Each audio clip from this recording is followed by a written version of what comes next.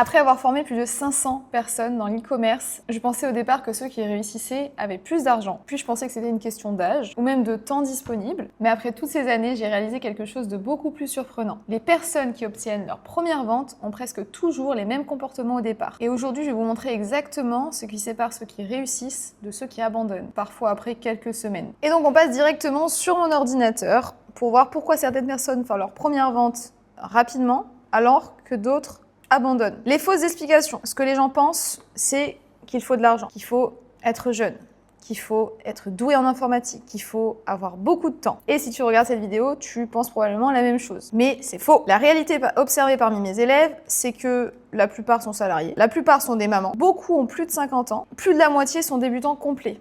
Ils n'ont jamais rien fait sur Internet. Il y en a même qui n'ont pas d'ordinateur et qui ont dû en acheter un pour commencer et qui y arrivent. Les excuses changent, les résultats suivent toujours les mêmes comportements. Ça nous amène au comportement numéro 1. Les personnes qui réussissent passent à l'action rapidement. Ce que font en général les personnes bloquées, c'est qu'elles vont regarder des vidéos sur YouTube, sur Instagram, sur TikTok pour essayer d'apprendre, etc. Elles vont analyser, elles vont comparer des méthodes, comparer des stratégies, comparer plein de choses. Elles vont chercher le produit parfait, surtout en e-commerce, on vous dit il faut trouver le produit gagnant, etc. Elles vont essayer de chercher le produit parfait, mais ne vont probablement pas le trouver, etc. Alors, ce que font les personnes qui avancent et qui réussissent, c'est qu'elles publient, elles testent et elles apprennent en avançant. On n'est pas là pour être parfait dès le début. On va apprendre au fur et à mesure. On va apprendre de ses erreurs, on va apprendre de ses réussites, on va apprendre de tout. Le but, ça va juste être d'agir finalement, d'arrêter de se poser des questions, d'arrêter de regarder 10 000 vidéos, d'arrêter de suranalyser, d'analyser, de comparer, de regarder partout, de chercher le produit parfait. On ne veut pas se prendre la tête. On trouve quelque chose, on ne sait pas si ça se vend. Bah écoutez, on va voir, on le publie, on va voir si ça se vend. Donc, exemple concret, la personne A, elle va regarder 30 vidéos, elle va publier 0 produit. Est-ce qu'elle va faire des ventes à votre avis? Probablement pas, parce qu'il n'y a pas de produit sur son store. La personne B, elle va regarder 5 vidéos, mais elle va publier 20 produits. Devine laquelle va progresser. Même si celle qui publie 20 produits ne fait pas de vente, elle va apprendre à voir pourquoi elle ne fait pas de vente, à analyser ce qui ne fait pas de vente, à changer, optimiser. Et puis si elle fait des ventes, elle va voir, ah ben ça, ce produit fonctionne, ben écoute, ok, je vais me placer sur plus de produits comme ça, etc., etc. Donc le tout, ça va juste être de publier et de voir et d'aviser. Voilà, donc ça, c'était le premier comportement. Une annonce imparfaite en ligne vaut mieux qu'une annonce parfaite dans un carnet ou dans ta tête. Le comportement numéro 2, ça va être qu'ils suivent la même méthode, ils suivent une seule méthode. Ce que font les gens qui échouent, c'est que lundi, ils vont essayer de vendre sur Shopify, avec de la publicité, sans de la publicité, on s'en fout. Le mercredi, ils vont essayer de vendre sur Amazon. Le vendredi, ils vont essayer de vendre sur Etsy. Le dimanche, ils vont essayer de faire de la crypto. Et entre tout ça, vous ne pouvez pas réussir dans un domaine si vous essayez 10 000 choses sur des jours différents, c'est impossible. Il faut rester ancré sur une méthode. Le résultat de tout ça, c'est que il va y avoir aucune cohérence, aucun apprentissage et aucune profondeur. Quelqu'un qui sait tout faire ne sait rien faire. Quand on dit qu'on est expert dans un domaine, c'est qu'on a travaillé des mois, des années sur le truc en profondeur, mais on peut pas dire qu'on est expert si chaque jour ou si par exemple on fait 5 boulots à la fois, quoi. Donc ce que font les gens qui réussissent en revanche, c'est qu'ils choisissent une seule méthode, ils la suivent, ils l'appliquent, ils vont jusqu'au bout de la méthode. Ok, la répétition bat la nouveauté. Et ça, je l'ai appris à mes dépens. Quand j'ai eu le syndrome de l'objet brillant, parce que oui, je l'ai eu, donc ce que je vous dis, Amazon, Etsy, crypto, moi j'ai tout testé. Voilà, c'était pas lundi, mercredi, vendredi, dimanche, mais c'est tout au long de ma vie entrepreneuriale, j'ai tout testé. Le trading, la crypto, Etsy, Cdiscount, Amazon, Shopify, eBay, email marketing, affiliation, digital marketing, closing. Vraiment, j'ai fait tout. À partir du moment où j'ai commencé à me dire, mais tu sais quoi, je vais rester je me donne 3 mois pour réussir dans un truc et je vais rester que dans ce truc-là. Et tous les jours, j'étais tout le temps sur ce truc-là. Donc la méthode que j'enseigne actuellement d'ailleurs, j'ai réussi.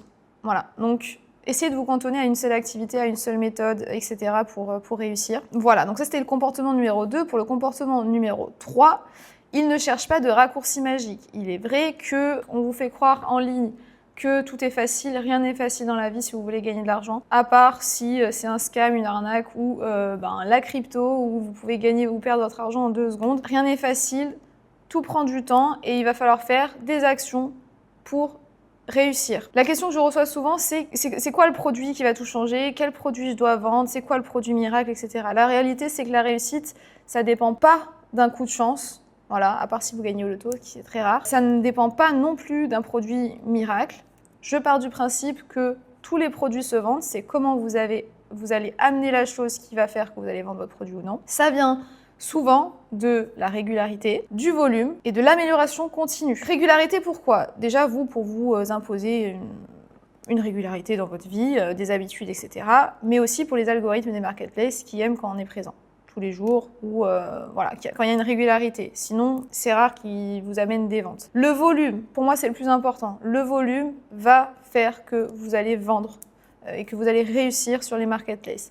Et l'amélioration en continu. Si vous voyez qu'un produit ne se vend pas alors qu'il y a beaucoup de vues, essayez de voir certaines métriques, etc. De revoir certaines métriques pour vendre. Donc un élève qui fait aucune vente au début, mais qui continue de poster, qui est régulier, qui continue d'ajouter des produits, donc ça commence à être un volume intéressant, etc., qui améliore ses annonces, finit par débloquer ses premières commandes assez rapidement. Et c'est ce que je répète souvent en coaching, et c'est souvent que les personnes après me disent « Ah ben ça y est, j'ai eu ma première vente ». C'est grâce à ces 3 métriques. Ce qui paraît être de la chance est souvent de la persévérance invisible.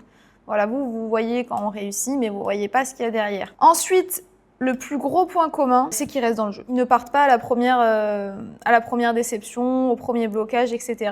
Ils continuent. Donc ceux qui abandonnent, ils arrêtent après quelques jours. Ils changent de stratégie. Ils pensent que ça ne fonctionne pas, que c'est une arnaque, nanani, je me suis fait arnaquer, ils arrêtent. Voilà, donc ça c'est la mentalité de ceux qui abandonnent assez rapidement et qui du coup vont continuer d'abandonner en pensant comme ça et de ne pas réussir. Alors que ceux qui réussissent, ils continuent, ils ajustent, ils apprennent, ils restent présents, ils restent là. La persévérance, la résilience. Les premières ventes arrivent souvent juste après le moment où beaucoup abandonnent, et ça je l'ai lu dans un livre, qu'il y a beaucoup de personnes qui ont réussi dans leur vie, des personnes connues, qui ont failli abandonner juste avant de réussir. J'ai pas d'exemple là sous la main, mais des personnes qui ont presque tout perdu et qui font un coup de bluff, un coup de génie, c'est ma dernière chance, et qui réussissent. Ce qui m'est arrivé aussi. Moi, j'avais essayé tellement de choses, je me suis dit, bon, vas-y, c'est ma dernière chance, et j'ai réussi aussi. Donc, ne lâchez pas, vraiment, restez là. Il faut juste continuer et persévérer. Les 4 leçons à retenir, ça va être de passer à l'action rapidement, de suivre une seule méthode, d'arrêter de chercher des raccourcis magiques, d'appliquer ce que vous apprenez, juste simplement, et de rester assez longtemps dans le jeu pour voir les résultats arriver et pour réussir. Les résultats ne viennent pas des personnes les plus talentueuses, elles viennent souvent des personnes les plus constantes. Donc c'est tout pour cette vidéo. Si aujourd'hui vous souhaitez savoir exactement les étapes à faire pour vendre sur les marketplaces et réussir sur les marketplaces, j'ai préparé une vidéo juste en dessous, donc je mets le lien en dessous de la vidéo, qui vous explique exactement ma méthode étape par étape. C'est gratuit. Donc je vous laisse cliquer sur le lien et vous pouvez me dire en commentaire parmi les 3 comportements que j'ai dit, lequel qui vous correspond le plus. Et on se retrouve dans une prochaine vidéo.